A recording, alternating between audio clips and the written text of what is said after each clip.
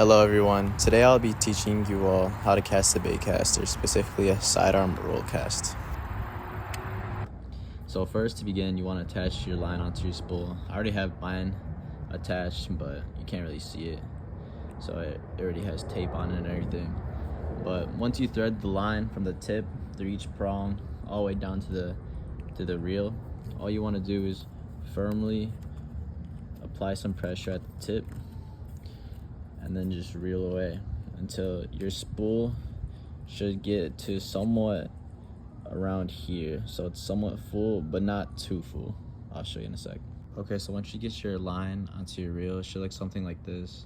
Mine's not completely full. As you can see, this silver is like the indicator to like the max, but it's not too full but not too empty. So this is like a good casting distance for myself, but feel free to add more line or less line. Okay, so we're gonna be using chatterbait. Chatterbait comes from this little part right here in the water when you start reeling in faster, or it's different ways to work it, but I like to reel in fast.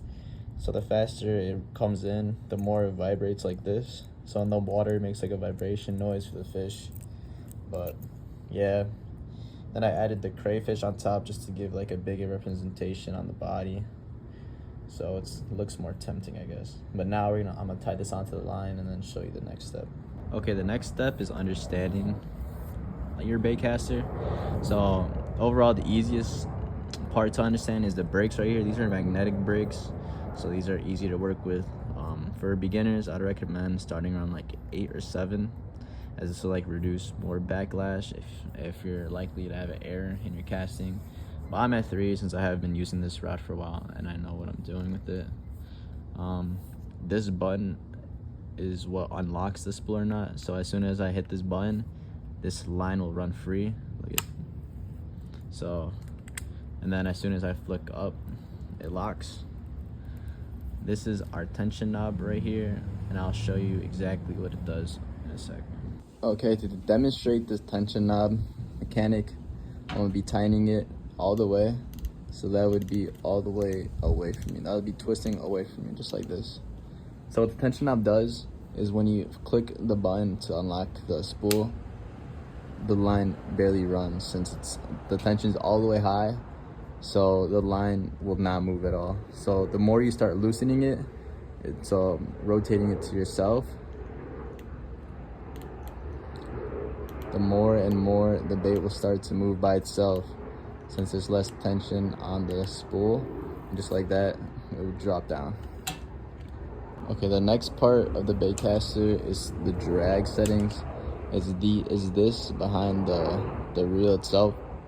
These aren't as important, but so I'm not really gonna talk about them as much. They didn't really play that much of a role on casting a bait caster, so I'm gonna skip that part. Okay, but the most important step on casting a bait caster is finding the correct tension knob settings for your bait caster. So to do that, you wanna tighten your tension knob like how I had it earlier, all the way up, so to the point where when you unlock the spool, it doesn't move. And then from here, you want to slowly loosen the tension knob slowly until it starts slowly falling, and when it hits the ground, your spool stops. So soon we should find that spot right there, and just like that, you got it. Okay, so now that we have our settings all good to cast, I'm just gonna speak on some important basic information I want to share with you guys when to cast. So as soon as you unlock this spool, it just freely falls, but we don't want to just let it fall.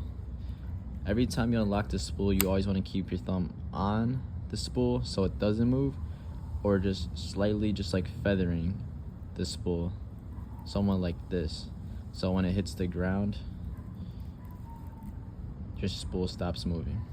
This will help reduce your amount of backlashes or bird's nests, and you don't want any of those.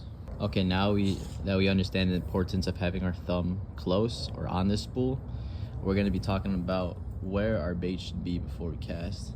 So our bait should usually hang around like a fourth or a third of our rod's length. So somewhere around here.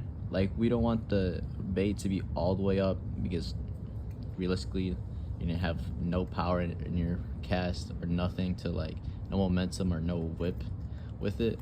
But you also don't want your bait to be all the way down, like very far from your rod's tip at all. So where I like to have is around like 1/3, like a fourth of your rod's length. So about right here would be perfect. Okay, now I'm gonna be talking about the type of cast we will be doing. So this is like a sidearm kind of roll cast. So basically how it's gonna look, I'll just show you the motions just right away. It's gonna look something like that, just like that. Sorry about that. I'll do it again, just so you can see the hands. So I'll roll it, just flick. Of course, I'm not letting it go because that would be bad. But to first start it off, of course, you want to unlock the spool. So when you do cast, it launches. But where you want your hands, you want your right hand on top, your thumb on the spool for now. Then your left hand is what's gonna do most of the work. So this is gonna cause, or the left hand is what is gonna bring the bait back, forward, and around. It's just all in the left hand. I got stuck in light, but it's all in the left hand. So back, forward, spin, and then snap is basically what the motion is. So it looks something like this. So back, forward, spin, and then just snap. Okay, this is from like a side angle of how it would look. So you have your bait close to the camera. So it'd be up. So start middle. So it'd go back, forward, around, and then let launch. I don't know if you can see the bait, but it'd be back, forward, spin,